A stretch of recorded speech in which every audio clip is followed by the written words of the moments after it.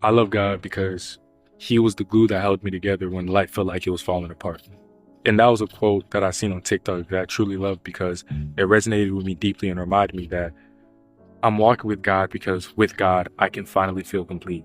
Because with God, no matter what trials lie ahead of me, I can understand and be rooted in the concept that I shall not be shaken and I shall not be broken. Psalms 37 verse 24, which states, though he falls, he will not be utterly cast down, for the Lord holds his hand. In Jeremiah 30 verse 17, which says, I will restore you to health and heal your wounds.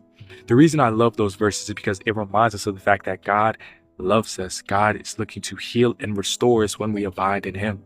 Understand that these trials and tribulations that you're facing in life, the moments where you feel like life is overwhelming, bro, it doesn't mean we have to run farther from God or run to our own understanding or run to cope with things in a way that we feel comfortable. No, it means that we must draw closer and closer to God and let him work in our lives. At times, we're using worldly vices and we're putting band-aids on wounds that need God's stitches.